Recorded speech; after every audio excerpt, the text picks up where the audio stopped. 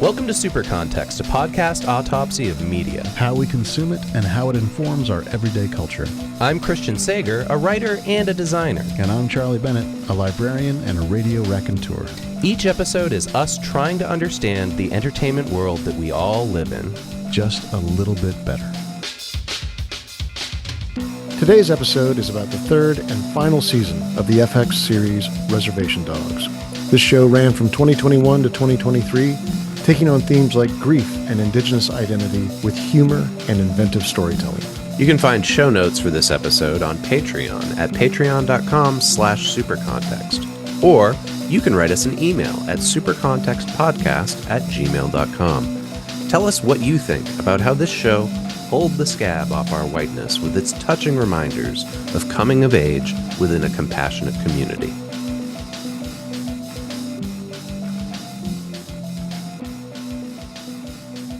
So, Chris, this is an interesting recording because we did all of our prep. We got everything ready. We wrote the notes out, thought about what we were going to say, and then we got knocked off course.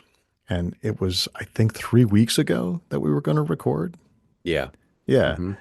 So we did this, and we did all the prep, and then it just kind of cooked for a while. It just, sort of reduced down a bit in our heads.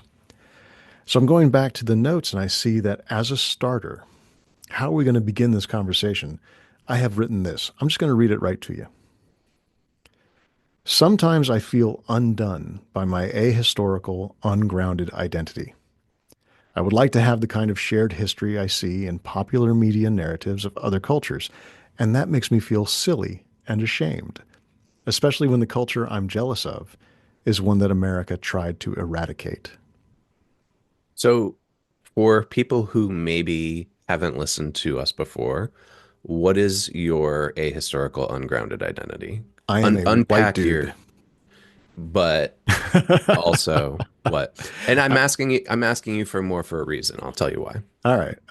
Well, I'm interested in where you're going with this, so I'm just going to start. I am a straight white male raised in the suburbs of Washington, D.C., who lives in Atlanta, Georgia now, with a very not unhinged, but ungrounded, that's what I said before, ungrounded Caucasian, Germanic, English kind of history, none of which is represented in my daily culture. So the reason I'm asking it to you like that is a couple of years ago for work, you and I both work in higher education. We sure do. Work, I served on a committee that was a DEI committee, specifically a DEI committee focused on marketing for the university I was working for. And there was an employee of the university who was a young man who had just graduated and had done what you did actually, went from being a student worker to an actual employee. And he was indigenous, and he was on this committee, and he hated it. He hated being on the committee, and he hated most of us, and he made no secret of it. He was very disdainful. And there was one day where he got pretty upset, and he yelled at the chair of the committee, the woman who started it, who was a white woman. And one of her ideas in order to try to be better at leading this committee was to have us all talk about our identities one time and unpack what each of them were to show the sort of multifacetedness of everybody on the committee. And it was interesting because he specifically pointed out after we did it, he said, all of you white people, you just say I'm white. You don't say what nationality you're from, what religious background you have. You just fall back to white, but there's so much more complexity in that whiteness. Oh, that's interesting. Yeah. So I did not mention my religion because I don't have one. I was raised Episcopalian. I don't have a true nationality history beyond American because I don't feel like an American. That's not the thing that I attach to because I know that my Yeah. people came, from Norway across Scotland to Newfoundland and then down. And when I say nationality, I think that's what he meant, like Yeah, totally, totally. your ethnographic origin. But like if you said to me, "What's your nationality?" my proper answer should be American. I was born and raised in the United States of America. Yeah, but as we know, as we've learned over the last 12 years, that means a lot of different things to a lot of different people. It does. So I'm Irish, Scottish, Canadian. There's a little bit of red in my beard. Well, it's not anymore. It's gray, but there was red in my beard, so I'm one of those Vikings that stopped in Scotland. I don't have a connection to where these strands of Yeah, my existence come from that's because the I part I because there's don't no celebrate. cultural community Yeah. participation in What do that. I do? I Yeah. do Christmas. I went to an Easter gathering yesterday and we were all like, well, none of us really believe in this, so let's just hang out. Hmm. I don't, I really hate St. Patrick's Day Mm. Hmm. because of all the drinking, really. That's about it. I don't have a dog in the fight. You don't And, even live in Boston anymore, man. You got nothing to dude, complain about. I lived in Boston briefly. I was there for Did you one. go down to the parade? Hell no. That's why I don't talk about my my people. Yeah. Once a year, we all get together and get so blindly drunk that we could set trash cans on fire. Yeah, I also feel like mostly people who get drunk on St. Patrick's Day are not Irish, but they just want to be. Um, Yeah, maybe. anyway, so far off the point of any of this now, but confronted with a media object like the television series Reservation Dogs, Hmm. especially the third season, I felt that loss that I'd never felt until recently. That came with being raised in a kind of homogenized white American culture. Hmm. There's plenty of interesting stuff in my life and in my parents' life. There's places we've been and things we do and things we've seen and art we've made and all kinds of stuff. But none of it is contextualized in a history that is also attached to our genetic history or the locations that our ancestors lived in at any point. Hmm. So, one of the things that I think is important about you starting the episode this way is I believe that this is how a lot of white people responded to this TV show. But I think some of them didn't either know how to articulate it that way or were comfortable articulating it that way. Because I talked to a lot of people about this show when it was airing, and everybody universally loved it. But couldn't quite put their finger on why, you know? I I remember talking to a Jewish guy about um, how everybody wants to be Jewish, and he said, "Yeah, except for me, I want to be black." And it was just like, okay, whoa, whoa, I can't have this conversation with you. I'm not allowed to talk this way. Um, but there is, I think, a streak in all kinds of people to want to have as hefty and as interesting a background as the kind of presentations of people's backgrounds that Hmm. occur on, say, television. I Hmm. mean, like you watch Fargo, the television show, I think some people might even wish that they were Minnesotan because there's a distinct culture, there's a distinct way of talking, a distinct way of being in the world Yeah. that is presented. I'm gonna throw an old school super context theory at you. Okay. Okay. I think that this is what Mark Fisher meant by the eerie. That Oh, very that nice. I think that modern white American culture is missing so much of a connection to any kind of history that it feels eerie. It feels strange. There's something missing, and it makes us feel disconnected. That's And right. I think there's a need that goes unarticulated to fill that disconnection. And in some ways, I think that need itself is what like I don't want to say turns people racist, but like drives them to racism. Like a kind of jealousy emerges. I mean, that's a good as theory as any. You know, some people get very angry when they recognize something they don't have Hmm. and can't articulate why they want it or can't accept that they do want it. I think that's a really good point you made too about Mark Fisher and the eerie, right? Because the eerie is something that ought to be there is missing. Hmm. So when we think to ourselves, shouldn't I have something? I remember when my dad got really into genealogy and tracked this stuff back, and he said, sometime, in the 1600s, there was a Bennett who had to leave Scotland and was never going to come back and became the accountant for a Canadian town. And we have chewed on that fact for years. Why did this Bennett have to leave? Did he want to? Did he have to? Who did he leave behind? Even this like idea of a history turned into what did this individual want? What did Hmm. this individual do? Anyway, so all that to say, today we're going to talk about the television show Reservation Dogs season 3, about how it was made, how it was received, and what it says about us and others. So I want us to first unpack what this show is for people who are listening that maybe didn't see it. But also, I asked a question right at the top in the notes of you that you've since explained to me off mic, but I think is also important, which is why are we specifically talking about the last season Yeah. of this show?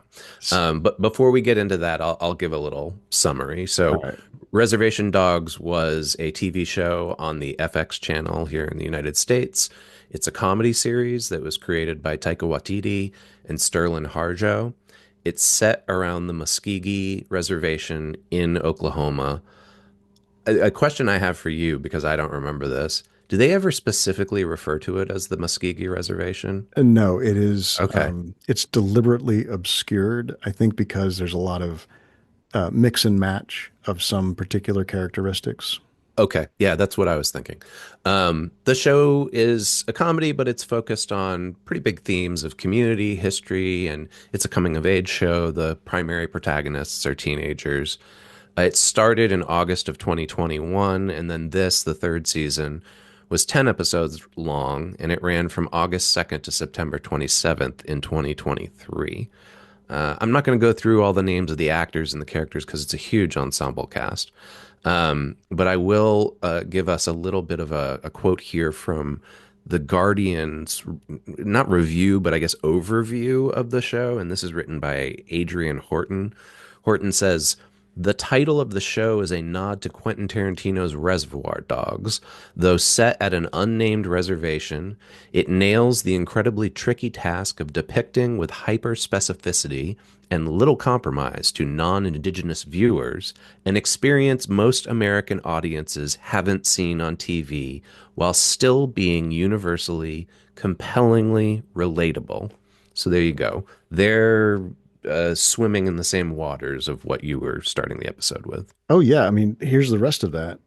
Adolescence is a drag, no matter where you're from.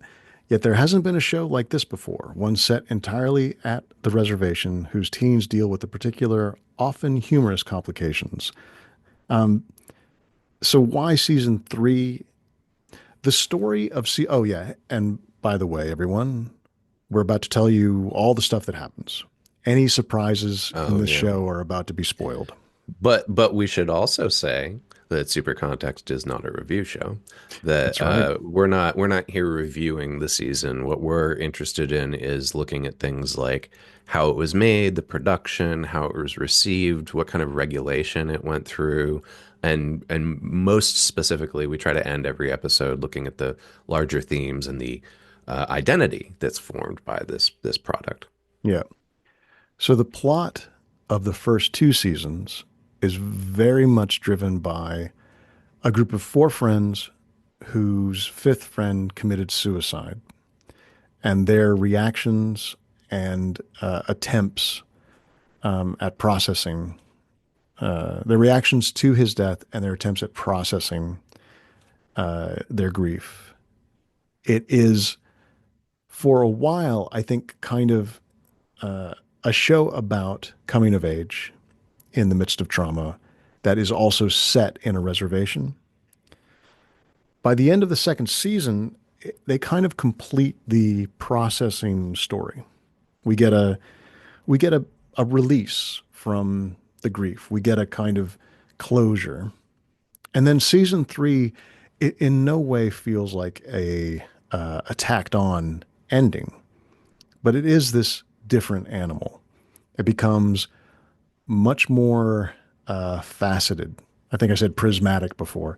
It has a bunch of different storylines, and it has a lot of moments that are not built up to and not, you know, not eased off of. Just like things come, and it's a wide ranging portrait, including a jump back to the 70s, a trip across the country, and it's just much more immersive, maybe uh, much I more of a think. do your own work kind of season. Oh, how do you mean? Uh, you and I were talking about one of the relationships on the show, and at the Mm, end, we see these two people together, and you're like, "Yeah, I think they're friends." I'm like, "Oh no, I think that they're together now." And there's mm, no right or wrong because there's not some missing scene that one of us didn't see.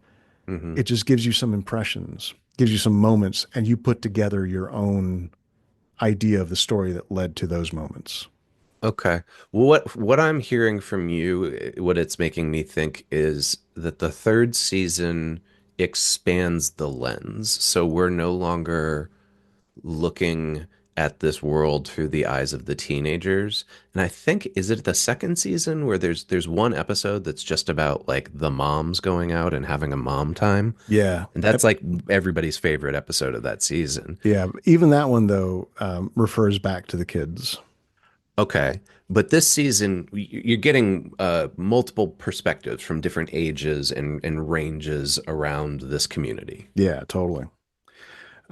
Okay. Now, before we get too deep into that, because that's the identity that's being posited by the Hmm. show. That's the representation. Let's talk a little bit about how the show started as a whole. Um, so we said Sterlin Harjo and Taika Waititi created this show. Let's start with Taika Waititi because people are more familiar with his work than Harjo's work, undoubtedly, just even if they don't know who that is. Hmm. Waititi is of Maori heritage from New Zealand, but also Jewish. Uh, and he said he shares many of the experiences with Sterlin, who is a Native American indigenous person. He said, "It wasn't my place to make this show," despite him being credited as a creator. So I had to dig in. I was like, okay, tell me how this happened. And I found one of our favorites, Mark Maron, had an interview, and this is where the story came out. For me, I'm sure other people knew it already. So Harjo and Watiti were friends. They met at Sundance, and they had a drinking night, just hanging out together. I think in Sterlin's house, because Watiti lives in New Zealand.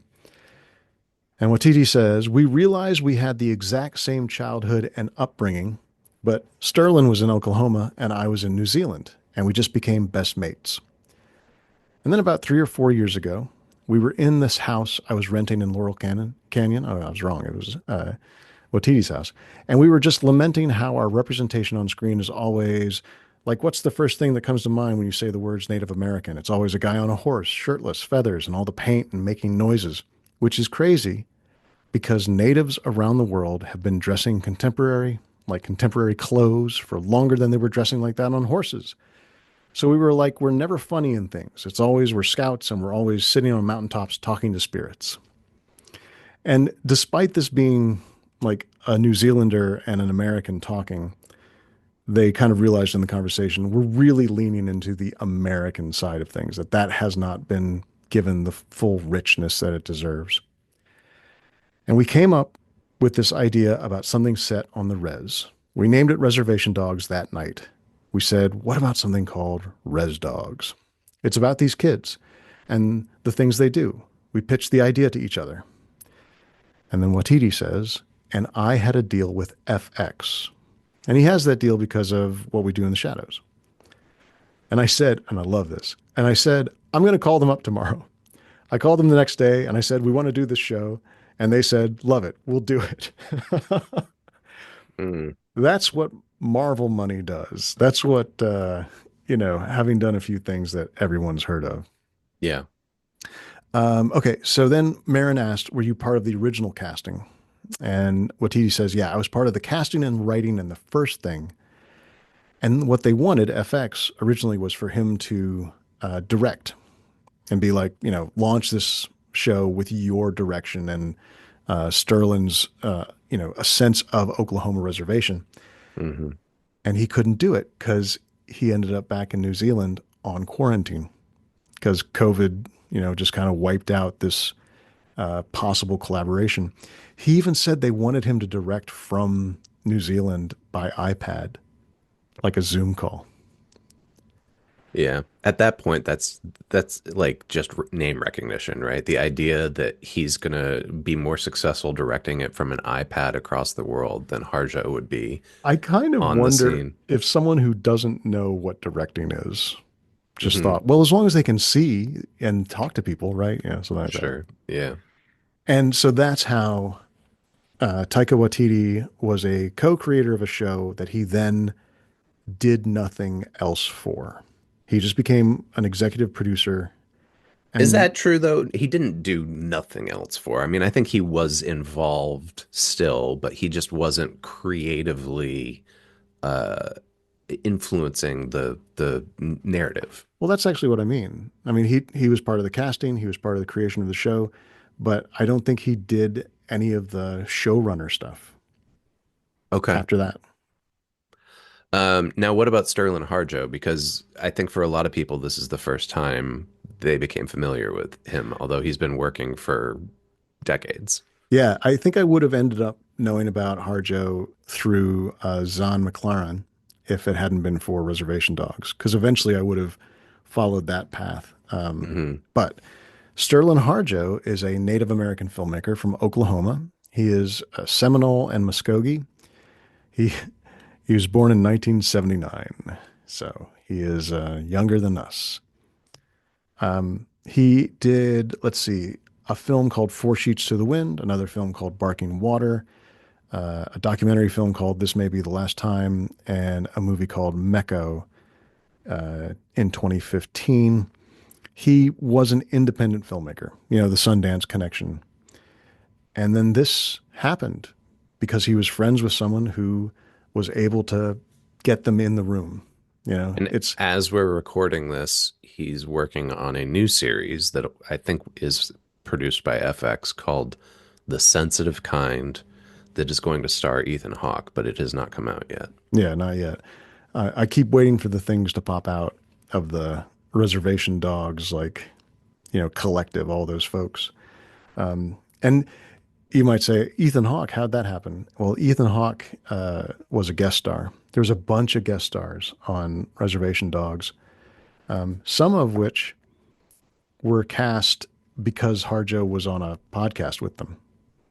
Oh, yeah. I didn't Yeah, know that. Okay. the Harjo interview with Mark Maron, you hear it happen because Mark Maron's like, I love the show, man. This is so great.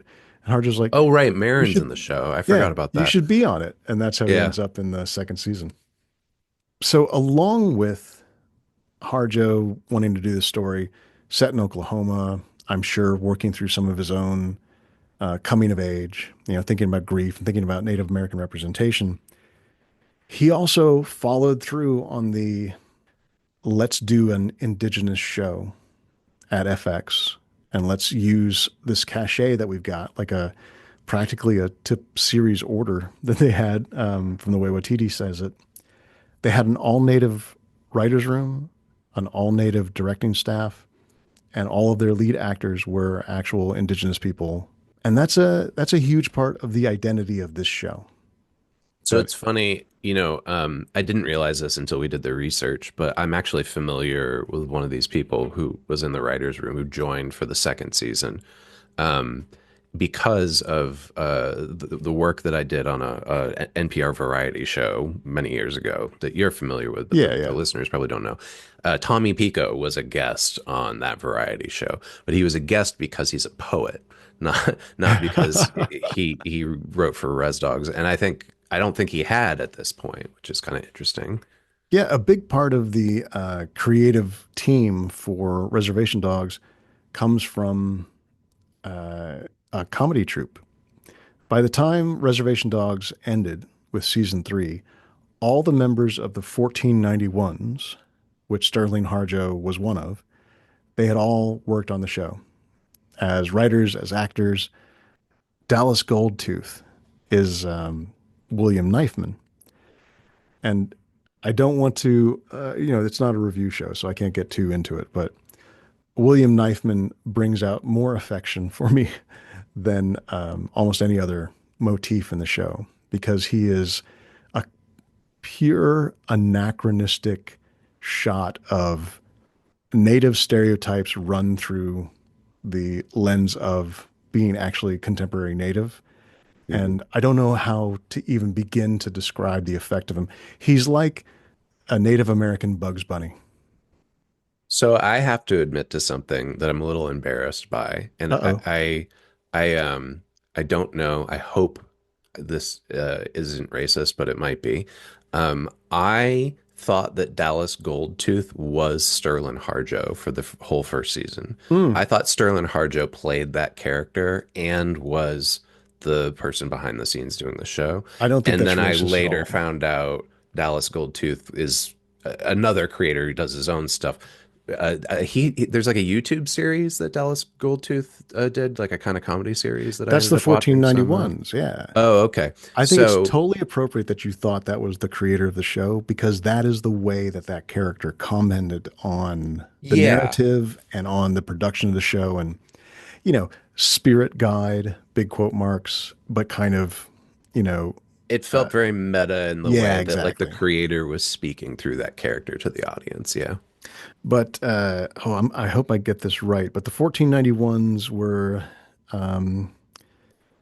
Midgesy, Pensino, Tommy Pico, uh, Bobby Wilson, Ryan Redcorn, Dallas Goldtooth, and Sterlin Harjo. I might have added one extra there.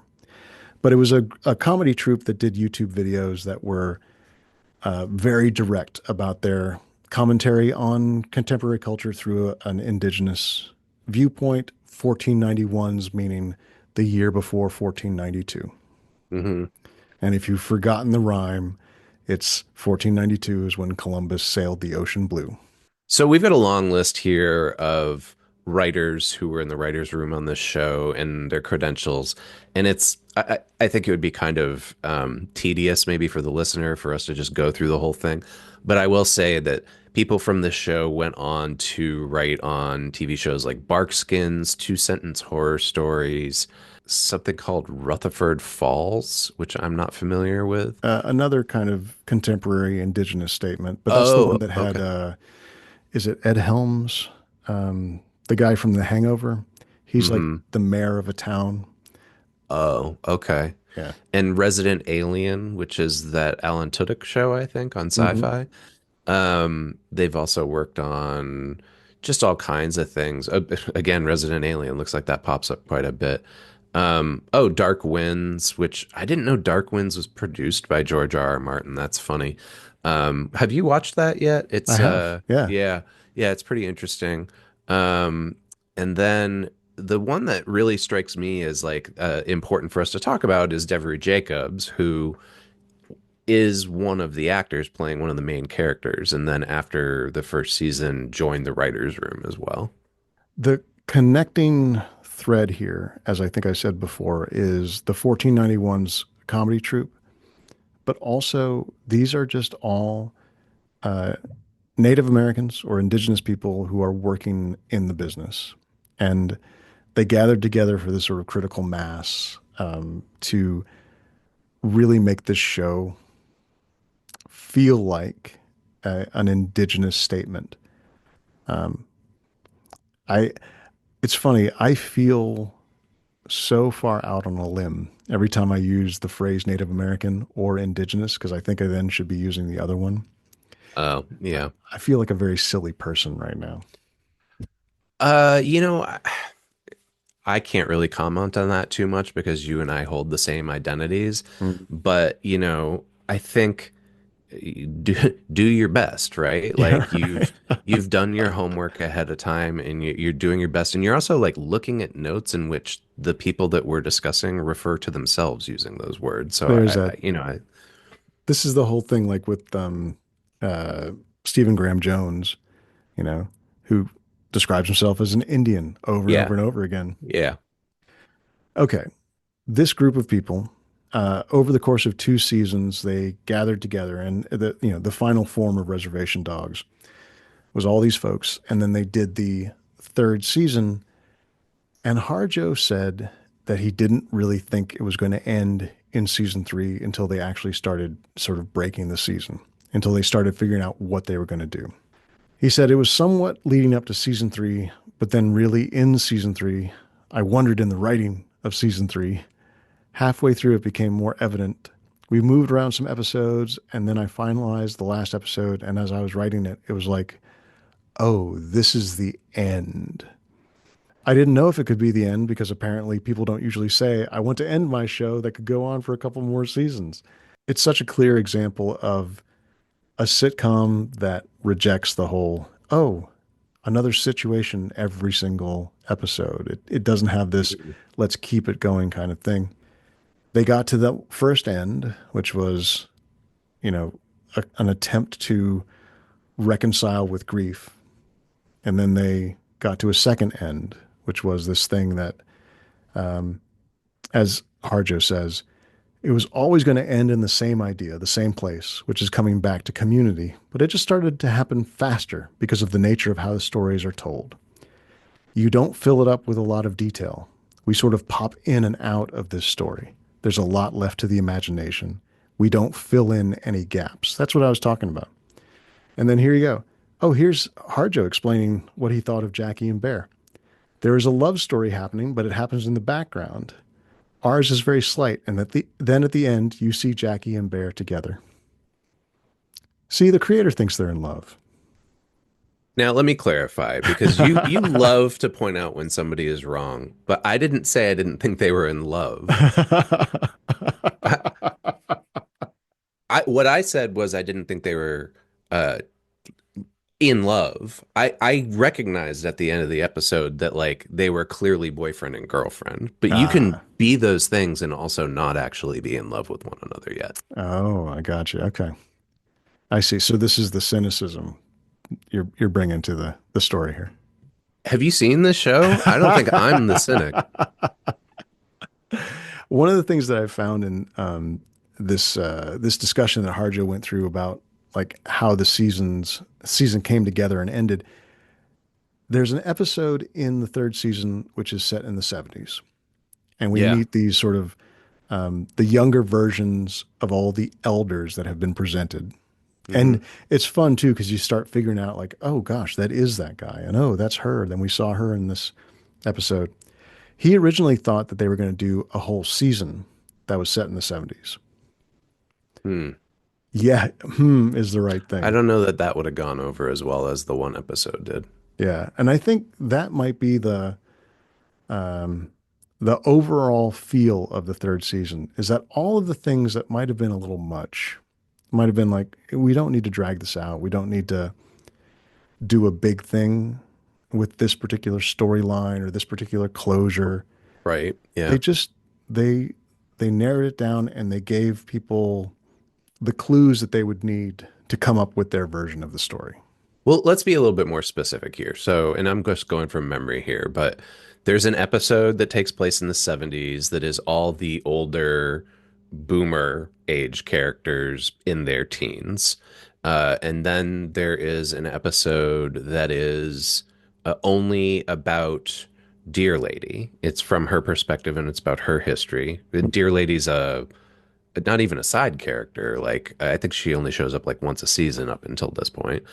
Um, and then there is the episode that is about Bear meeting Maximus, which is also again like away from everybody else in the community. It doesn't really take place. Are there other incidents like that throughout the season? I can't remember. No, there's nothing more, nothing more obvious than those. But there's also a little bit of, the end of one character's arc, Kenny Boy.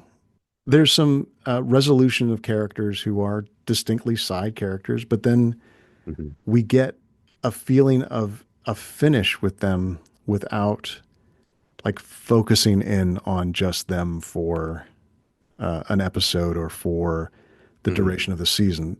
There's not a lot of A, B, and C plot work in the That's third true. season. And I just thought of another one. There's the Ethan Hawke episode. Oh, yeah, yeah. We meet Alora's dad. So We're so going yeah, off in a so bunch of directions here. no, but So, my point is like this is what we mean by this season isn't grounded in like a traditional narrative. It is using the pre-established group of protagonists as like a jumping off point to tell other stories. yeah.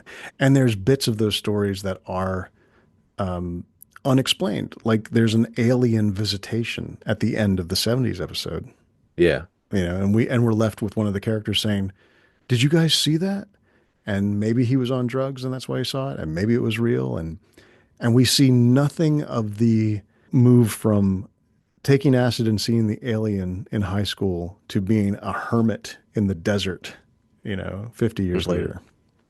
Yeah, and so there's something that Harjo brings up here in the notes as well, which is that a lot of people said to him after the season was over that they didn't want it to end and that they were surprised that he ended it early. And I think that might be part of it too, right? Is that like you as you're watching it, you grow an affinity for these characters. There's also the factor that you mentioned at the top, especially if you're a white viewer, right? That like this is a culture that is in a lot of ways foreign to you, even though you live in the same country as these characters do. But it makes you feel welcome into that culture and into that community. Mhm. And I think there might have been, and I'm totally making this up, from the fringes of all that we've learned. I think there might have been a sense of let's not have this go on so long that it becomes a fetishized object for the greater American white viewership to Hmm. check in on the situation with the reservation dogs each week. Well, I think there's a larger project at work here, and we'll probably see some of that unpack as we go through the notes a little bit more, which is it's awesome that this show got made and it's awesome the story that it told and what it presented to our society. But it is an opportunity to expand that even further. So rather than there just being the one show that's about Native American teenagers, these folks, as we saw reading through their resumes, have gone off and done, four different shows now since then. So they're taking that mission, I guess, and like bringing it to other products or stories. Yeah, Harjo said the series universe might still pop up in other ways. It Hmm. won't necessarily be reservation dogs, he said. It's not meant to be like, oh, now we have this shared universe of reservation dogs, but it's like the things that happened in the show and in the production of the show will inform other projects and kind of move out. Hmm. Yeah. Yeah. Do you want to? We've got a long list of cast members here. I don't know if we want to go through the whole thing, but I included this here because I thought it would be a helpful reference point Yeah. for us because there's so many characters and so many actors that it is somehow I found easy to get a little bit lost in some of them. So you've got the main four protagonists from the first season: Bear, Alora, Cheese, and Willie Jack. Something I want to point out in terms of like identity that I was not aware of that came up in the notes, but that Willie Jack is, as a character, a non-binary character. Yeah. Um, but again, like this show doesn't hold your hand. It doesn't walk through and have a moment where Willie Jack says, "Hey, everybody, I'm non-binary," Yeah. and that was interesting. It's another unique thing about this show, but it's also never articulated directly. Yeah. And there's multiple queer creators on the Hmm. team. The actress who plays Willie Jack does not identify as non-binary, but the character of Willie Jack was written male. And then when Paulina Alexis auditioned for the Elora Danan part that was then taken by Devery Jacobs, they said, "You'd be perfect for Willie Jack."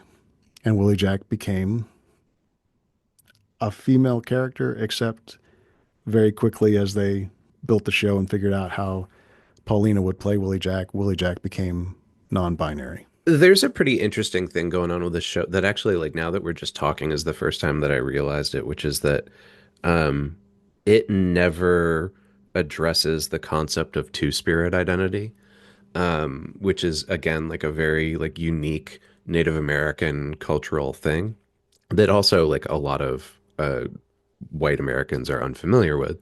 And I don't know if this is the case or not. I'm sure there's research if we had thought to go digging on it, but I wonder if Willie Jack is in some way intended to be Two Spirit. Willie Jack is the one who has the most like long-term medicine person kind Right. of Yeah. growth in the It's show. the right, their arc. Yeah. Let's hit a couple more of these. So the Res Dogs are Bear, Alora, Cheese, and Willie. Cheese is a actor named Lane Factor, who I had never seen before, but who I found hilarious. Bear is DeFaro Wunatai, who I think is now going to be a huge star. Because as you pointed out, he is Yeah. the lead in the new Alex Garland movie, Warfare, which might be the same kind of process as Black Hawk Down was, introducing a whole bunch of Like a whole generation of indie yeah. actors too. Yeah. And Bear kind of he is where the coming of age story resides in a way. As Harjo says, Bear is in a big transition, dealing with a lot of things that he put aside for the first few seasons, talking about his dad, talking about his future, and starting a relationship with Jackie. It started focusing on Bear as a totally confused, needs a guide from the past, William Knifeman, all this stuff. In this season, he's the one who starts finding things. He rejects his guide. He finds Maximus. He pushes the reconciliation, and his love story is in the background, not the foreground. Mhm. Yeah. The thing that I think is really worth pointing out about this show too is like not only is it an all indigenous writers room and team of directors, but this show through the course of the three seasons managed to pull in like almost every major Native American character actor that we're familiar with from 30 to 50 years of TV and movies. Yeah, it's like I the mean, fucking Avengers here. it is. We got Graham Greene, Wes Studi, Gary Farmer, the three of those guys all together. And then I think it's interesting. They're a different generation than these other two I'm about to mention. So Zon McLarnon, you brought up earlier, he's awesome, and he's in a bunch of different things that you and I both enjoy. And then Tio Horn plays Dear Lady, and she's another. I'd say like Zon and Tio are more our generation. Yeah, yeah. And let me try and get her name right. I know that this is something that she started to present, talking about her full name. Kanya Tio. That's her full name. Okay. But yeah, she's been Tio Horn for a while. She was Tanis in Letterkenny, and she is, I think, making her own feature films now. Like I think she Oh, directed something really? recently. Yeah, She was in what was it? She was in one of those Brandon Cronenberg's movie. Cronenberg Yeah, films. Yeah. Possessor. Um That's it. She was in Possessor. Yeah. I want to stop for a second and talk about this character because the episode that you and I recorded just before this was about Stephen Graham Jones, The Only Good Indians. Hmm. And the character of Dear Lady, we talk about it in that episode, but Dear Lady is very much uh, cut from the same cloth or the same myth that Jones is playing around with in The Only Good Indians with his sort of monstrous character in that Yeah. story. And Horn plays Dear Lady, who is essentially an avenging spirit who kills bad guys. And not bad guys like robbers, but men who are bad. Yeah, and so like I mentioned earlier, there's a flashback episode about Dear Lady's origin, which not only is grounded in history, but was also like its own little vignette horror movie dropped in the middle of this season. It's about how before she was the spirit, she was a little girl and was taken from her family and brought to one of the religious schools that was run by nuns that tried to take culture away from these children and beat them until they submitted to mainstream white American culture. Yeah, tried to denative them, tried to Yeah. colonize them. Yeah. And there is revenge in that story too. I mean, it's Yeah. pretty direct. It's pretty unflinching when it comes to there needs to be a reckoning I for think what has that's the happened. thing that is also really rewarding about this show is that at the top we can say, oh, it's this comedy that's on FX and it's about X, Y, and Z. But like, it's also a horror movie Yeah. sometimes, and it's also a pretty deep drama sometimes. Like it jumps around all over the place, in a good way, and in a Yeah. way that doesn't uh, like fragment the narrative, and like in a way that you feel decentered. Yeah. There's all of these like little trilogies across the three seasons. Like Zan McLaren and Wes Studi have this kind of Friday style episode all by Dude, themselves. so good. It's so Wes good. Studi, I just have to say it out loud. I fucking love Wes Studi. Like anytime he shows up in anything, And this is I the think he's the funniest he's greatest. ever been. Yeah, he's hilarious in this show. I just watched Heat again for the like umpteenth time, and Wow. every time Wes Studi's on screen in that movie, I'm like, yeah, best. So yeah, the character Big, who's a reservation police officer, he has a trilogy, a comedy, and then Yeah. a kind of drug vision crime film, and then a bit of romantic closure. I You think know? that's the other thing too, right? Like, folks are allowed to act against type in this too. Oh, for Like, sure. Zahn McClarnon is usually like a tough guy badass and stuff, and in this, like, he's this goofy police officer on the res that nobody really respects, Yeah. and the kids all make fun of.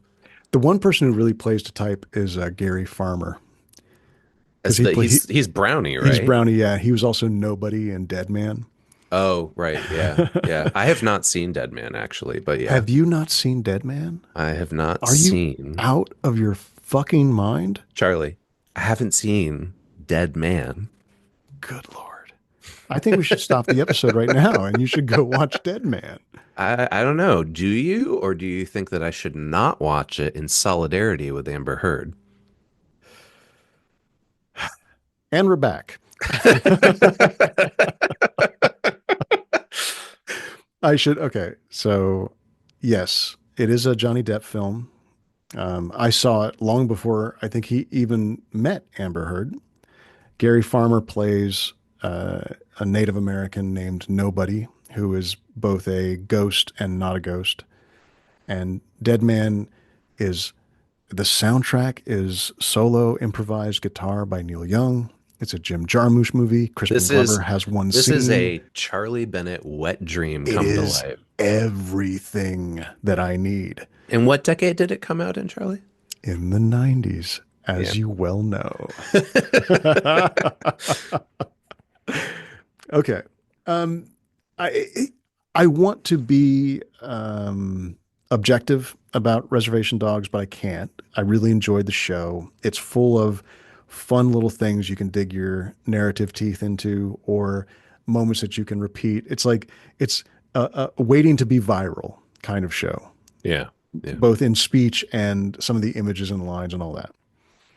Uh, so let's move into the consumption section. And I have a little bit of objective evidence that the show is good. Here's a thing about the internet age, Chris: the Rotten Tomatoes score. I had no idea how important that was going to be in the way that people understood media when they first started doing Rotten Tomatoes aggregation.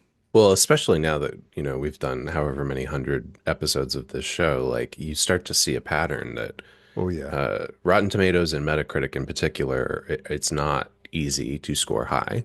No. But season 3 of Reservation Dogs has a 100% rating on Rotten Tomatoes. And I checked that this afternoon to make sure it was still true, because it can always go south. Well, But yeah, I mean, somebody from the Trump administration could go and just start writing a bunch of reviews on the internet that then bring down the score. I hate you. I mean, I'm surprised they haven't done it already. They have bigger fish to fry, Stephen dude. Miller's just sitting there Oh hammering my out different like God. WordPress blogs. Enough. I'm not ready to be investigated yet. Oh, you be, you'll be. This was an extremely well reviewed show. I said season 3 has 100% on Rotten Tomatoes. Of course, the whole show itself has a much lower rating of 99%. So who do you think that 1% was? Well, There's some holdout. the show was kind of goofy in the first season. That's what you think it was? It was that it was goofy? I actually don't think that there was a review bombing, because I feel like if there was a review Yeah. bombing, it would have done a lot more damage than 1%. Yeah, I don't know. And I don't even actually know the methodology of how that all actually works. Like, if there are 100 reviews, do they rank them each evenly? I don't know what their methodology I'm is. not going to pretend to It know. doesn't really matter. Yeah. But as with most Rotten Tomatoes scores, the critic score is a little bit higher than the audience score. But for season 3 of Reservation Dogs, it's 100% on the tomato meter, which is the critics, and 90% on the popcorn meter, which is audience scores. And then it won a ton of awards or was nominated for a bunch too. So we've Yeah. got, let's see, Art Director Guild Award for the episode about Dear Lady, Yeah. This is just season 3. There's a bunch more awards for 1 and 2. Artios Awards, which looks like it's just for the entire series as an outstanding achievement in casting. Oh, so it's a casting award. I've never heard of that before. It was nominated for a number of Astra TV awards, Critics' Choice Awards. It won a Dorian Award for Best Unsung TV Show. That's a bit much. Um, and then let's see, Peabody Awards for it just says entertainment. Yeah. So the Peabody Awards are like a stamp of cultural approval.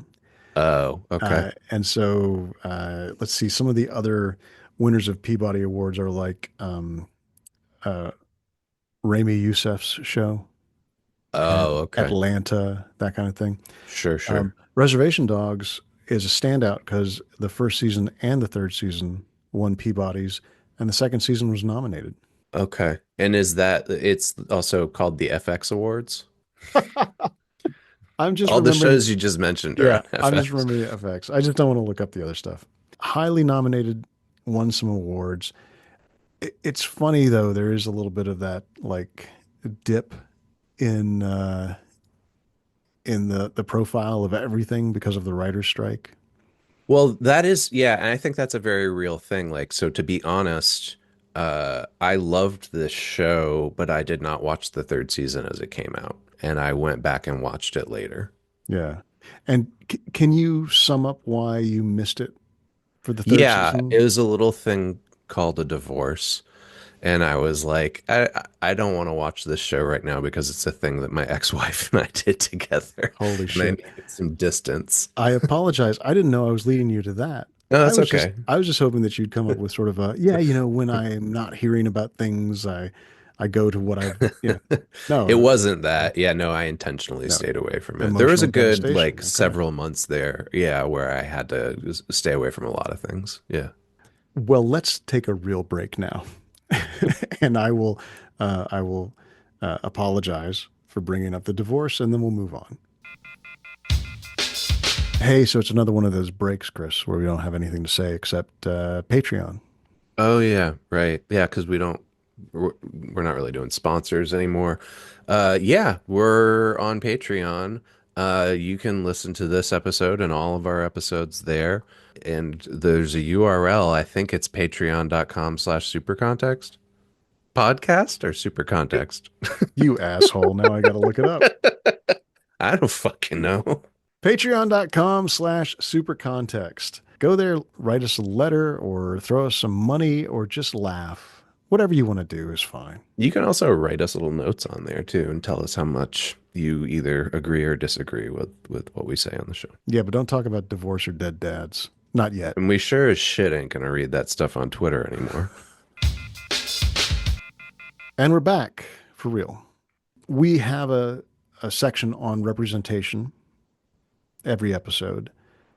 This is a very strong section on representation because it's clear that one of the missions of the show, of the creators and the people who worked on it, was to get some balance back in representation. You know, not that one Yeah. show could do it, but they went hard saying indigenous representation will be part of this mission statement. You know, balance doesn't even seem necessarily like the Yeah, I goal know. to me, as much as that it was like, hey, let's show how awesome it could be if you thought about representation this way, both behind the screen and on the screen. Do you want to read this bummer of a quote here? Yeah, this is from that Guardian article I mentioned earlier by Adrian Horton. So these are stats. This is from 2020, so it's about 5 years old, but I can't imagine it's changed that much. According to UCLA's 2020 Hollywood Diversity Report, Indigenous actors remain virtually absent as leads in all television shows from the 2018 to 2019 season. They held just 1.8% of all roles on broadcast series and 0.2% on cable series. It is even, or is just as bad behind the camera. 1.1% of working TV staff writers were indigenous during that period, and only zero point 0.8 of the employed screenwriters were indigenous. And this is despite the fact that there are shows that are set firmly in the parts of America that still have high indigenous populations, Yeah. uh, Yeah. cultures that interact, reservation culture and, state culture. I don't even know what you call that, properly. I do, I want to draw attention to something that isn't in the notes here, though, that I think might be important. Um, so, how do you quantify indigenous identity is different from other ethnic identities in the Oh United yeah, and just the States. fact that you said quantify is a little bit, Well, you that's know. exactly why I said it that way. So the reason why I'm saying it this way, one of the universities that I used to work at, for instance, had a program in which if you were an indigenous student, your tuition was covered through a scholarship program. Uh, but there was a hitch. You had to be recognized as indigenous by a federally recognized tribe, and those tribes have different ways of Hmm. recognizing members of their tribes, sometimes based on blood quantum levels, literal quantity. Yeah. And we had students who uh, were indigenous but didn't qualify blood quantum wise because they were split between different tribes and the tribes wouldn't recognize them as members of one or the other. Oh man, that's some So bureaucracy. they didn't, yeah, so they didn't qualify for the scholarship even though they were very much of the identity that should have qualified for it. So the reason why I'm bringing this up is I'm actually thinking of a very specific instance here, and you may be more familiar with this show than I am. But Yellowstone, I Hmm. believe, has an indigenous actress as one of the lead cast members. Is that Uh, right? yeah, the woman who was also in Fargo. I want to say her name was Kelsey Ansible or something like that. Yeah, that's right. So I we don't have the research in front of us, Charlie, and I feel a little I'm winging it here, but I have read uh, entertainment stories about how there was controversy around that actress because she identifies as indigenous, but apparently there's some question as to whether or not she actually has like enough quantity of indigenous heritage to qualify. Dude, Yeah, I mean, the reason that that exists, as far as I can tell, is because there's a lot of money available from both, you know, reservation um, uh, residents and participation, and also federal money that right. if everybody who says, I have Cherokee blood, shows up to get their piece of the pie, Yeah. it can So become a free for all. I've pulled up not that this is the be all end all. We could do deeper research into this, but this is what the Wikipedia entry says. All right, hit me. Asbill claims she is of Chinese, British, and Eastern Band Cherokee descent. She told the New York Times that playing an indigenous woman in the movie Wind River, which we did an episode about, I didn't know Hmm. she was in that, was, quote, in her blood.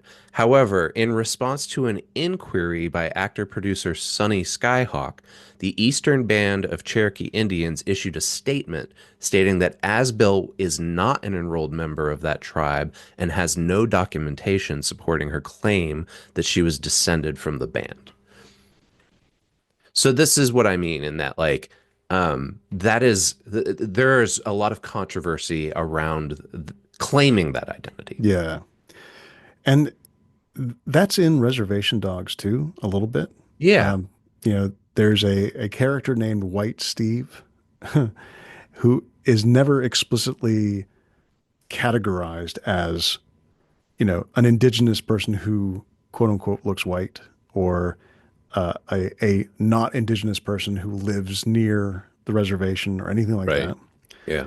And I don't even want to begin to try to step into the politics of that kind of thing, like looks and blood and history and all That's that. yeah, I mean that's my only point here is Yeah, that like it's a lot more complicated than it may seem on the surface, even for a show like this that is doing a really good job of magnifying that culture for the rest of yeah. us who are unfamiliar with it. It does kind of point to how the representation of the Native American experience that Waititi and Harjo were sort of jokingly dismissing the night they created Reservation Dogs, saying, "Oh, it's always you're on horseback and you're scouts and you're Yeah. separate from the contemporary world, somehow outside of the real world, despite the fact that there is a process to be counted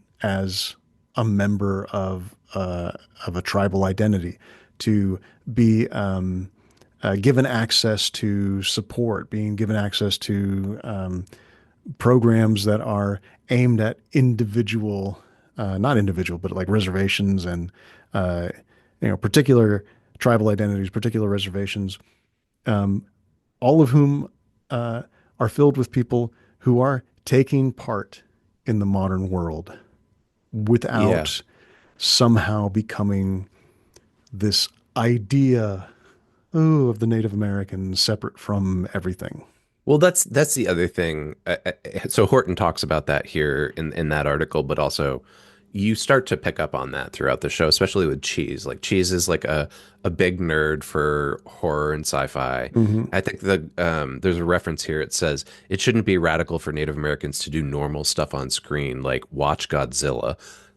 Cheese, I think, wears Godzilla like Yeah. paraphernalia and stuff. I believe when Brownie is first introduced and they go to his house, he has like a poster for John Carpenter's The Thing up on the wall. Oh, yeah. I mean, like these are people who live in the world. Yeah, There was an NPR story by John Powers that makes a very explicit reference to that. Reservation Dogs evokes a culture in which age-old tribal curses exist alongside discussions of gender pronouns, and the legacy of Crazy Horse sits side by side with hip hop and references to Star Wars. Yeah. It's Yeah. very clear that the culture and history lives in the contemporary time in Reservation Dogs. It's not shut out. It's not it's not precious in that kind of, oh, this is different than the stuff we're doing, Hmm. that we do every day. It's in your workplace, it's in your home, it's in your hangout time, it's in your daily life, and it doesn't sweep away things that are contemporary. I think that is also, although we may not have talked about it explicitly like this in the Stephen Graham Jones episodes that we've done, that is also part of his storytelling Yeah. that is appealing. So there's a quote here from the actor who plays Bear, DeFaro Wunatai, who talks about what Reservation Dogs was for him as a a young person. Uh,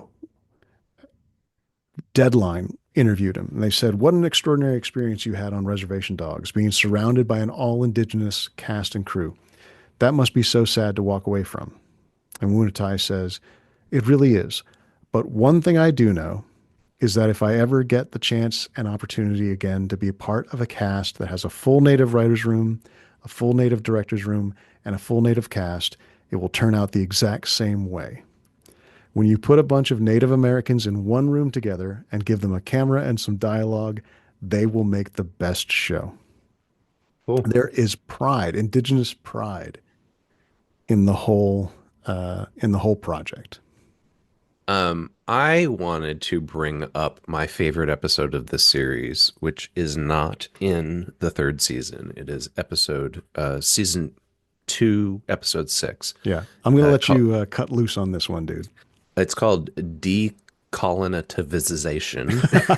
It's uh, decolonization plus nativization all yeah, stuffed in. and it was written about in the Huffington Post by Jonathan Nicholson, which is why I'm bringing it. This isn't just me freestyling.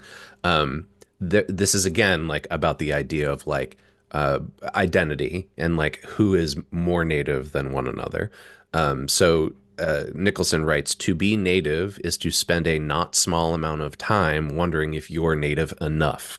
Though not a unique problem among minority groups, the ways in which it manifests can be hilarious." And this episode is kind of about this. There are these two characters that show up at the local clinic, and the main characters are sort of forced to listen to their performances. I don't know, or dial. They give speeches, but Their they're presentation. yeah, It's a public program that they come and they get credit for being there, I think, is the what happens to the kids. They have to that's sign right. in and yeah. Yeah. And so Amber Midthunder is one of these two characters, and she's an actress that I really like. She was on Legion. We've Yeah. did an episode about Legion, but she's also in that Predator movie Prey that came out Hmm. a couple of years ago. She plays a character named Miss Matriarch, who is like an Instagram influencer. She's so irritating. The character is so irritating. And I have watched Amber Midthunder be super fucking cool in a movie and another Oh, series. it's So it's pure amazing. comedy. Yeah. Yeah, I love it. So she begins the episode with a land acknowledgement of current and past tribes in the area, but then she goes back so far in the past to acknowledge Neanderthals as their relatives, and then she refers to the dinosaur nation at one point and talks about star people. This is again, I'm going back to the voice here of Nicholson. He says, "The overly native, that's in all caps, is someone we're all familiar with, someone who thinks, as Miss Matriarch does, that in pre-contact life, mostly we quote, just made love and ate berries, and sometimes the deer would even eat out of our palms." That episode just tore me up. It was so funny. So here's what I take from that. Um, it's a really surprising moment to recognize that what I want, me, Charlie, what I want is a cultural identity that is both rich and historic, but also one that, if you take it too seriously, it becomes funny, as opposed to if you take it too seriously, it becomes Nazis. Well, that's a lot to unpack, Charlie. It's so much. And in no Um, way, because I think that you can do both. I think you can find Nazis. You can find humor in Nazis. Taika Waititi did it, oh, yeah, you yeah, know? yeah, yeah. No, no, I'm not in. Yeah. Look, this is not a mission or a life's mission that I'm trying to deliver here. But it's so clear what Mid Thunder is playing in this. You Yes. know, Hmm. someone who has fetishized their own identity, right? Yeah. And these days, someone who fetishizes the white identity is a big fucking problem. Yeah, I think that's very true. I think it's true. And so what you're talking about is your shame, the shame that you feel when you see somebody from our culture who takes it too far. Yeah, I'd like to think it's just embarrassment, but there's probably a lot of shame in it. Yeah. Our heroes in the show, they take this stuff in and they're not embarrassed, except in that cringy way. They're not embarrassed by a person who is kind of uh, mistaking their culture for something else. Yeah, in that episode, they almost don't even comment on it. They give each other looks like, who does this person think she is? Yeah, like what's going on here, and why are these people so douchey? But it's also like a stereotype that they recognize. Hmm. And the character of Cheese, he gets the last line, not of the show, but of this sequence. You know, how do I decolonize myself? Which is something Right. that they've demanded that he does, and they don't have an answer. Hence the Godzilla shirt. Yep. It's a it's a full and rich portrait of a group of people who are clear on where they came from and where they're going, while also simultaneously being totally at odds with who they are and why they are because they have gone through adolescence. So every episode of Super Context, we include a section about regulation, and not always is there research to fill in that section. And in this one, there wasn't a lot either. But I think one of the things that's important to talk about is we mentioned it already.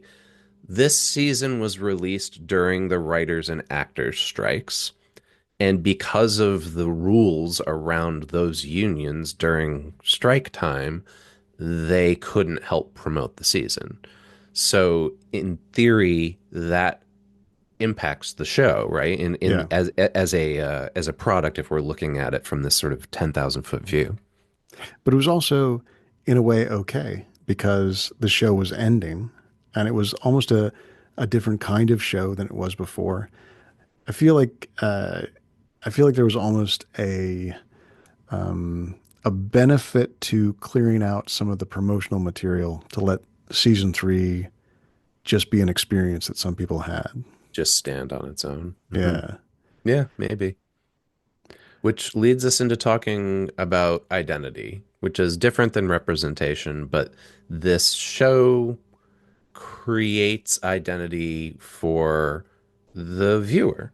And that's Yeah. what you were talking about at the very beginning. Yeah. And this is, I think, a big part of why the show got me so much. Like, again, I think I said earlier, I don't know if it was maybe part of some section that we cut out because you were being far too personal, Chris.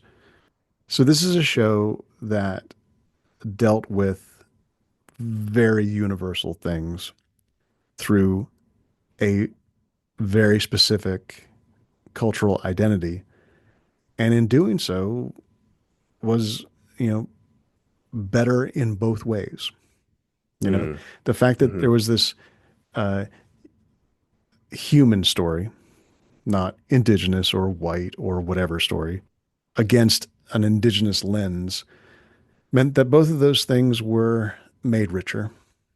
Uh, Harjo says it's a story about people going through transition, and specifically kids going through a very transitional moment and grief.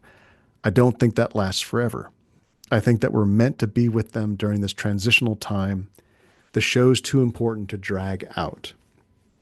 The very nature of the show's themes is what made it end in a clear way. Hmm. Whereas, its representation mission and, the culture that they were digging into could have fueled a show for a really long time. But they didn't let that ethnography overtake the point of the show. Hmm. Yeah, there's an article that was written on CBR by Tara McCauley where she addresses some of this and says, this isn't just the third season. Throughout the entire run, Reservation Dogs weaved many ambitious and heavy themes into its central coming of age dramedy, but grief was one of the big ones. It marked the series' characters from the very first episode. I think you mentioned earlier that the end of the second season, in a way, ties up that arc, but that doesn't mean that the grief is gone, Right. and grief is still hanging over all the characters in this throughout the third season. And in the third season, that's when um, there's several sort of carefully constructed sequences that deliver a manifesto on how we grieve and then hold on to the people we've lost.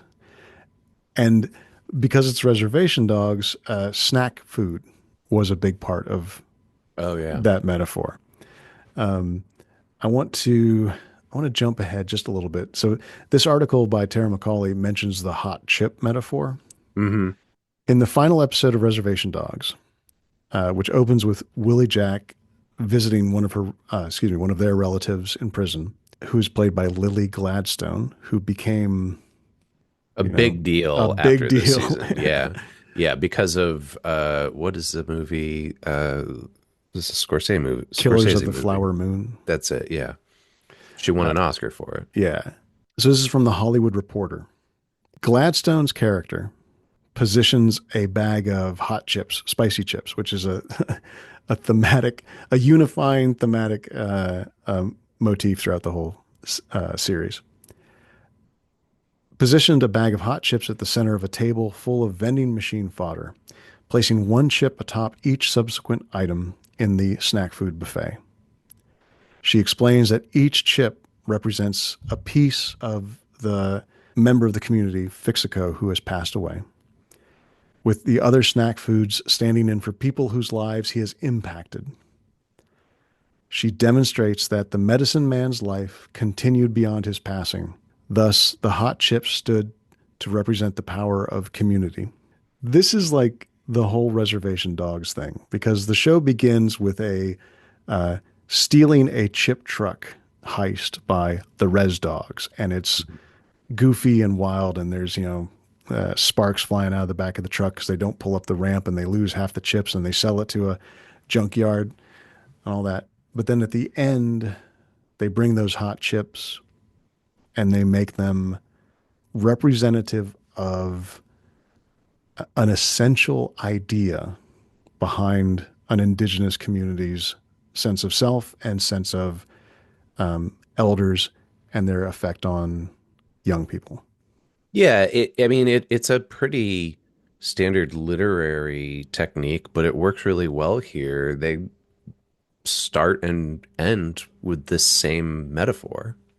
Yeah, and expand upon it, Hmm. uh, even though it is a completely base contemporary, symbol.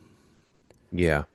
So going back to Tara McCauley, she references the hot chip metaphor to talk about colonization. Hmm. During the hot chip metaphor, Hoke, which is Lily Gladstone's character, touched on the targeted manner in which colonizers attempted to dismantle the strength found in native communities. Thus, continuing these traditions and practices held personal importance and cultural significance as an act of defiance against those who attempted to eradicate indigenous peoples and their identities. Part of what made reservation dogs such an indelible and lasting entry in the modern television landscape was its capability to tackle universal themes like grief, community, and coming of age through the specific cultural lens woefully overlooked and underrepresented in popular culture. Yeah. And that's not something I can connect to consciously, right? Because not only am I not clear on all of those things, because I don't have an upbringing that investigated those ideas, Hmm. I also feel very careful that I should not like leap to a conclusion and be like, oh, that's like the indigenous people's culture, like it's almost No, that's exactly the point of the article. dismissive. They're Yeah, universal. Yeah. yeah. No, like let's step back for a second. I want to consider these statements that we're reading from these articles in light of your confessional at the beginning of the episode, right? Um, you could say I'm reaching here, but I'm thinking for of a TV show that we've covered before that's somewhat contemporary that hits all those same themes. Grief, community, and coming of age. Stranger Things. Oh, yeah, okay. Why doesn't Stranger Things make you feel the same way that Reservation Dogs does? Because it's pop culture and not history. Sure. Yeah. And we talk about this a lot in our Stranger Things episode too, but it's also it's funny that you say it's not history because the entire reason why that show works for people is the nostalgia factor. Yeah, which is not history. That's pop culture. I disagree. I mean, I think time works in a specific way, and it is referencing the past. Okay, I hear you. I hear you. And I don't Why think isn't your history real? I'm because it's D&D and Ghostbusters and Star Wars and GI Joe. That's what I'm saying by pop culture. Like and Stephen King books. Like Stranger Things is it's a jukebox of stuff that was produced for entertainment when I was young. Sure. And Yeah. that's what makes me think like I don't want to give this any heft or weight. Uh, I'm purely playing devil's advocate here. This is not my actual argument. But you're not very pure at all, dude. this this as it stands right now in 2025 as we're recording it is white people culture in America. Is pop culture. Is Ghostbusters, is Dungeons and Dragons, is Stephen King. Well, there you go. So you found it. Like the reason that I'm resisting it to the point of making a semantic argument about it is because I feel alienated from my identity because most of my identity is wrapped up in popular culture. Not even like, oh, pop culture that's disposable, but just popular culture. I mean, like one of my fundamental touch points in how I think of the world is a film director, David Lynch, like Hmm. stuff in his movies have defined more of my sense of the world than the existence of the country Scotland. Sure. Yeah. Yeah. And I think there's another component to this too that's like, maybe I'm reading too far into it, but again, like I'm bringing Fisher into this, um, that our culture that is steeped in popular entertainment is also capitalist in nature, Yep. that they are all consumer made products. Yes. And a lot of those consumer products are designed to not isolate, but to protect a sort of youthful idea from parents.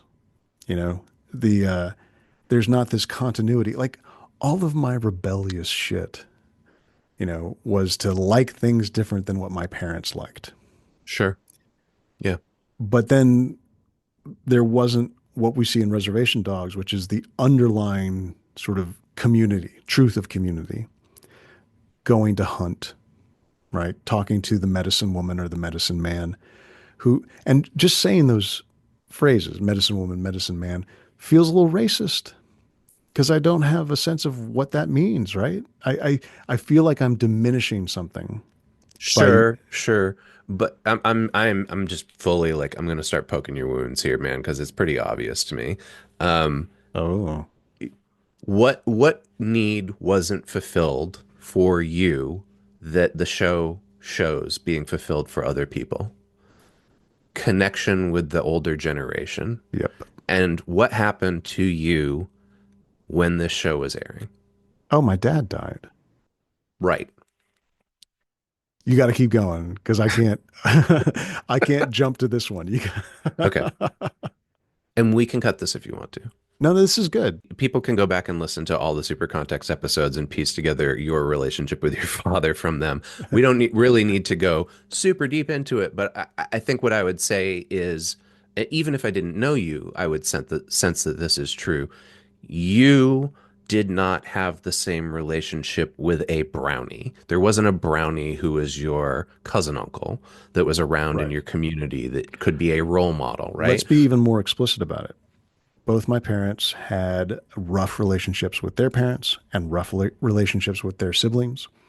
Um, I misread my father's relationship to his brother, so I kind of stayed disconnected from, the cousins that I could have been connected to. And Hmm. my mom definitely had no time for her sister, so I didn't have a relationship there. And their friends were not present in my life the Yeah, way that the friends of the parents are present in these folks' lives, partly because I grew up in an upper middle class, suburban neighborhood where everything was in the house or at an totally. extracurricular. Yeah. People did not do a lot of dropping in. That was one of the things I loved about college is that people just knocked on our door when I lived in a house on the edge of campus because I'd never had that. The idea of family suddenly had a bigger scope to it. Yeah, and I think, and I'm nodding a lot here. The audience isn't seeing that, but I'm nodding because that was also my experience. Yeah. And I'm not saying all white middle class people had that experience. I think I have friends who were white and middle class who had very deep relationships with their family and their siblings and their uncles and their aunts and everybody in their family. But you and I, what we experienced wasn't that, right? It was, um, and this is a thing I think that is starting to be interrogated too, right? Like, what is the definition of family? Is the family really just the mom and the dad and the 2.5 children within the walls of their suburban home? Or is it a larger network of people that help care and raise those children? Yeah. And if we go into narrative, talking about the hero's journey is almost like cutting people off from, the larger world. The whole, like the edge of the hero's journey is that you're detached from your safe place and you have to Yep. go through hell and come back. Whereas for this and for stories like Reservation Dogs, people are doing their version of the hero's journey within a supportive group. They are learning things about themselves and about the people that they have maybe dismissed instead of being detached. I think it's fair to say that every one of the coming of age characters has a moment during the course of the 3 seasons in which somebody from the elder community, and when I say elder, I don't mean like old people, I mean people who are older than them, Yeah. where they have a moment of connection. You just talked about the one for Willie Jack.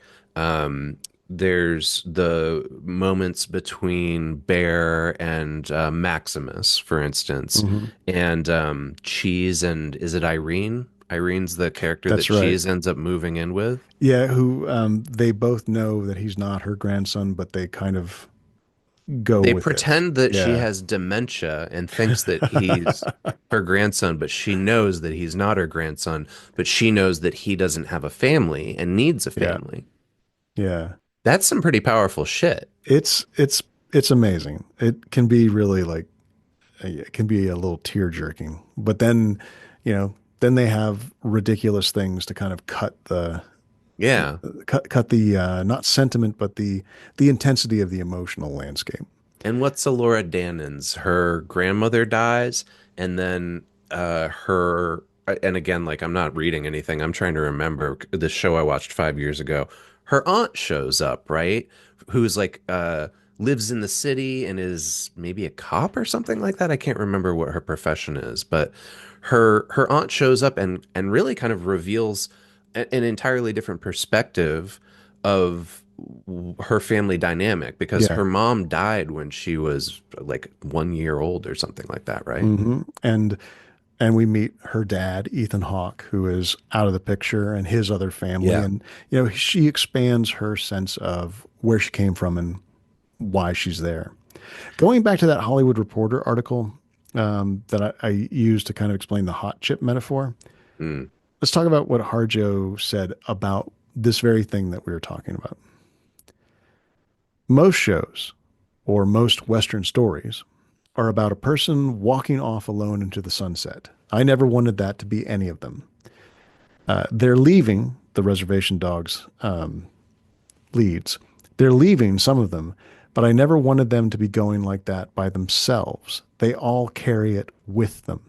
They're carrying each other with them. They're carrying home with them. And in fact, he said the season was about seeing the kids give back to their elders and seeing elders processing things, seeing them figure out also how to grieve and how to navigate loss. That's what community is. It's about elders and young people sharing and learning from each other. So for me, that's the heartbreaking thing. Uh, I don't think that I was a victim of not having that. I think I was a really angry, uh, rebellious, depressed kid. And you And had access to resources that these characters do not. yeah, I mean, like I was able to not interact because all of my needs were satisfied in the house. Hmm. And man, I read so many fucking books when I was a kid, hiding out, and I feel a loss from that. I feel a loss from making a particular choice to stay out of the community. Hmm. And it had a lot to do with trust. It had a lot to do with liking serial killer narratives and being scared of strangers. But I also think like the way that you're framing it is that this is a flaw of yours. And I would say that, that's not the case. Like this is not something that you can hang on yourself. You're not responsible for it. Well, why do you say I'm not responsible for it? Because it was the circumstances of your upbringing. And I'm also not blaming your parents. I'm not saying anybody like consciously made a mistake here. All of us have these unique events of our lives, and some of them are Yeah. cultural and some of them are not. Some of them are micro, um, that inform who we are. So I'm probably really just saying that I'm angry about the fact that my white bread suburban history was not strong enough to overcome the universal experience of adolescence. Or the universal experience of a parent dying. Uh, I was super into these indigenous narratives before my dad died. Oh, really? Okay. Yeah, yeah. Or maybe not. Fuck, I don't know anymore. I'm hammering on this, and some of our listeners are probably like, "Whoa, hold back! Like you're going a little too hard at Charlie here." But from my perspective, we have come back after 5 years to do this show, and two of the first episodes you want to do are both indigenous stories. Yeah. There was a time when my brother said, dude, stop sending me Native American stories. Oh, And I really? and I realized that I bet I know which brother that was. the the birthday, Christmas, and birthday, the those past three events for him, I had sent him some kind of Native American Really? book or graphic novel, Oh, and, wow. and not Okay. on purpose. There Yeah. was the times were spread out enough that I wasn't like, oh, and I'll send him this and I'll send him this. I had just done it kind of casually, like, oh, Huh. he'll like this. And I mean, I think part of that is the I don't want to keep saying fetish, but the putting on a pedestal, the kind of magical thinking of a coherent, understood history, as opposed to my sort of, well, I'm Scottish and Canadian, kind of, you Yeah, and know. this I'm reaching right here, but tell me if I'm right or wrong. He's your brother and you're his older brother and you're trying to pass along something that you've learned about community and family. But it's also like in our unique way because we don't know how to articulate these things to one another. We just give each other pop culture That's things. hilarious. It's like, hey, read this book. It's by a Native Yeah. American author. Maybe we can pretend to be like Native Americans. Yeah, or hopefully after you read this book, you'll get the same sense of satisfaction that I got. Yeah. I mean, and that comes back to what created that little weird moment about Stranger Things. I might be sick and tired, and this is a ridiculous thing to say on a podcast that's about, delving into media artifacts, but I might be sick and tired of trying to coalesce my identity and connection to my friends and family through the media that we both enjoy.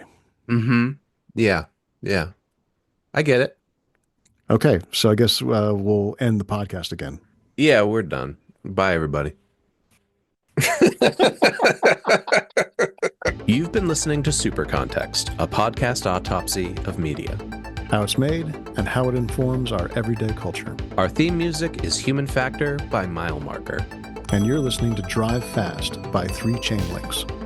All show notes are available at patreon.com/supercontext. And you can email the show at supercontextpodcast@gmail.com. I'm available on Blue Sky as @Christian Sager.